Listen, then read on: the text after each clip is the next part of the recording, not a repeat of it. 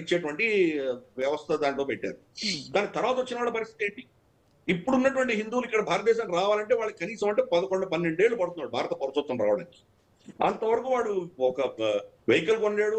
కనీసం అంటే ఆవులను మేకలను పెంచుకుందామంటే దాన్ని పెంచుకోవడానికి కొనడానికి వీల్లేదు. వాడికి ఎటువంటి శక్తి ఉండేది, ఎటువంటి అధికారాలు లేవు. ఇది మనం ఉన్నటువంటి పరిస్థితి. పైపెచ్చు ప్రభుత్వాల యంత్రాంగం ఎలా ఉంటుందంటే చాలా కర్కశంగా ఉంటాయి. వాళ్ళకి ఈ సెన్సిటివిటీస్ తెలియదు. రాజస్థాన్ లో పాకిస్తాన్ నుంచి వచ్చేసినటువంటి హిందువులని చాలా పర్సిక్యూట్ చేశారు. Even under Vasundhara Raje Scindia chief minister లో ఉన్నప్పుడు కూడా పర్సిక్యూషన్స్ జరిగినాయి. కొన్ని వేల సంవత్సరాలుగా ఇన్ని దాడులైనా వాళ్ళు మతం మారకుండా హిందువులుగానే ఉన్నటువంటి సమాజము, పాకిస్తాన్ ఏర్పడిన తర్వాత దుర్భరమైన పరిస్థితిలో ఉన్నటువంటి హిందూ సమాజము అరిచేతిలో ప్రాణాలు పట్టుకొని వాళ్ళు ఇక్కడికి వస్తే వాళ్ళ జీవితం ఇంకా అడ్మినిస్ట్రేషన్ చాలా దుర్భరం చేసింది. వాళ్ళు ఎక్కడో ఇల్లు కట్టుకుంటే దాన్ని ధ్వంసం చేయడం, వాళ్ళ పిల్లలకి ఉన్నాయంటే కనుక దాన్ని డినై చేయడం, దానికి రిఫ్యూజ్ చేయడం, ఇటువంటివి చేసేసరికి గతి లేని పరిస్థితిలో కొన్ని కుటుంబాలు పాకిస్తాన్కి వెళ్ళి ఇస్లాంగా కన్వర్ట్ అయ్యారు, ముస్లింలు కన్వర్ట్ అయ్యారు. ఇన్ని వేల సంవత్సరాలు వాళ్ళు తట్టుకొని బతికిన వాళ్ళు ఆఖరికి మన ఇక్కడ ప్రభుత్వ యంత్రాంగాల యొక్క నిర్లక్ష్య వైఖరి ధోరణి వల్ల వాళ్ళు మళ్ళీ కన్వర్ట్ అయ్యారు. కాబట్టి మనకు ఫస్ట్ హిందువులు అయ్యే ప్రయత్నం చేద్దామమ్మా. భక్తులు హిందువులు అయ్యే ప్రయత్నం చేద్దాం.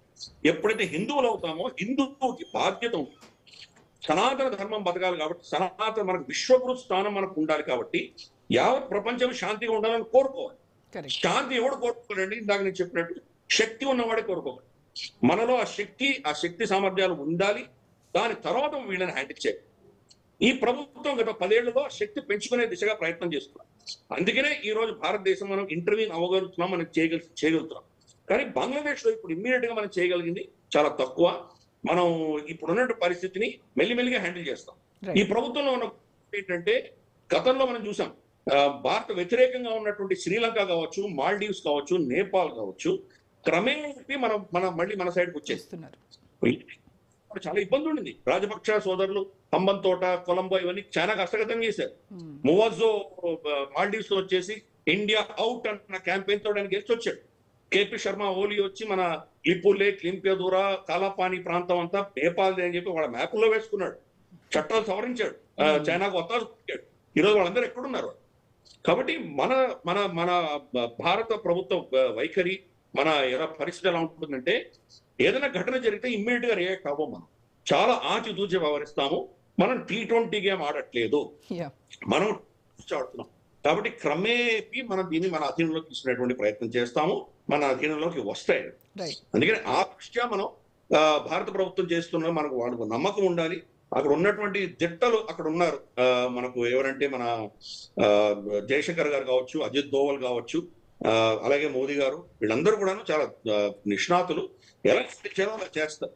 అల్టిమేట్ గా మనం చూస్తే కనుక ఈవెన్ షేక్ హసీనా కూడా ఆవిడ ఏ ముస్లిం దేశానికి వెళ్ళి శరణు తీసుకోలేనటువంటి పరిస్థితి, ఒక కాఫీర్ హిందూ పరిస్థితి.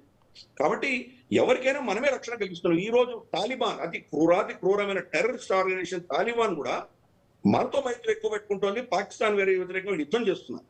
కాబట్టి మన దౌత్యపరంగా మనం హ్యాండిల్ చేస్తామమ్మా. మనం దాని గురించి భయపడవలసింది లేదు. మనం ఒక సంస్కృతి, సివిలైజేషన్. కాబట్టి ఒక నీచర్ రియాక్షన్, కూన్కి బదిలే కూన్ అని చెప్పి వాడు ఏదో చేశాడు కాబట్టి మనం కూడా ఇమ్మీడియట్ చేసి దానివల్ల నష్టపోకూడదు, దీర్ఘకాలీనంగా ఆలోచించేది. అందుకే నేను ఇచ్చిన సూచన యాత్రా వీసా అన్నటువంటివి, ఇటువంటి కొన్ని అవుట్ ఆఫ్ బాక్స్ మనకు ఆలోచన రావాలి. దాన్ని మనం హ్యాండిల్ చేయాలి. వాళ్ళకి ఎక్కడ లీవర్స్ మనం వాడగలమో అది వాడాలి.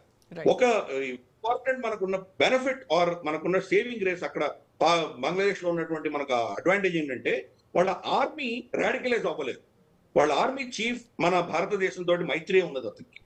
మిగతా పొలిటికల్ గా ఈ చెత్త అంతా మహమ్మద్ యూనుస్ చేస్తున్నాడు, కానీ ఆర్మీ చాలా హుందాగా ప్రవర్తిస్తుంది. కాబట్టి మనం దీన్ని డీల్ చేయవచ్చు.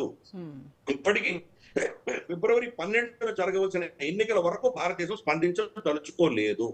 ఎందుకంటే మనం ఏమైనా అంటే అసలు ఫిబ్రవరిలో ఎన్నికలు జరుగుతాయంటారా సార్? ఇక్కడ ఈ జరుగుతున్నటువంటి పరిస్థితులు చూస్తూ ఉంటే ఫిబ్రవరిలో ఎన్నికలు పోస్ట్ పోన్ అవుతాయంటారా? జరిగే ఛాన్సెస్ ఉన్నాయా? పోస్ట్ పోన్ అవ్వాలని వాళ్ళు ప్రయత్నం చేస్తుంది పాకిస్తాన్. ఈ రోజు బంగ్లాదేశ్ పాకిస్తాన్ కబ్జా చేస్తుంది. ఎట్టి పరిస్థితుల్లో ఎలక్షన్స్ ఉండకూడదు. ప్రజలచే ఎన్నుకోబడినటువంటి మహమ్మద్ యూనుస్ నే వాడు ముందుకు తీసుకువెళ్ళాలని, అతను కంటిన్యూ చేయాలని ప్రయత్నాలు జరుగుతున్నాయి. ఇది నేనన్న విషయం కాదు. చనిపోయినటువంటి షరీఫ్ ఉస్మాన్ హాదీ తమ్ముడు చెప్పాడు. షరీఫ్ ఉమర్ హాదీ అని నిన్న అతను స్పీచ్ ఇస్తూ చెప్పాడు, మా అన్నని చంపిన దానికి కారణం ఏంటంటే నువ్వు ఎన్నికలు క్యాన్సిల్ చేయడానికి ప్రయత్నం చేస్తున్నావని మొహమ్మద్ యూనిస్ డైరెక్ట్ గా ప్రశ్నించాడు. అది మొహమ్మద్ యూనిస్ కూడా చేయలేదు, అతను చంపింది ఐఎస్ఐ చంపి ఎలక్షన్స్ పోస్ట్ పోన్ చేస్తే గనక ప్రజలచే ఎన్నుకోబడినటువంటి ప్రభుత్వం వస్తే పాకిస్తాన్ ఆ దేశం నుంచి తీసేస్తారు. కాబట్టి ఇటువంటి సెటప్ వాళ్ళకి కావాలి. అందుకనే వాళ్ళు సమర్థిస్తూ అక్కడ మొత్తం నేరేటివ్ మార్చారు. రెండు పార్టీలు, జమాతే ఇస్లామీ తర్వాత నేషనలిస్ట్ సిటిజన్ పార్టీ అని చెప్పేసి ఈ రెండు పార్టీలే వీధులన్నీ కబ్జా చేసుకున్నాం. మెయిన్ స్ట్రీమ్ పార్టీస్ ఏవైతే ఉన్నాయో మనకు అవామీ లీగ్ కావచ్చు లేదా బంగ్లాదేశ్ నేషనలిస్ట్ పార్టీ కావచ్చు, వీళ్ళిద్దరూ దీంట్లో ఇన్వాల్వ్మెంట్ లేదు.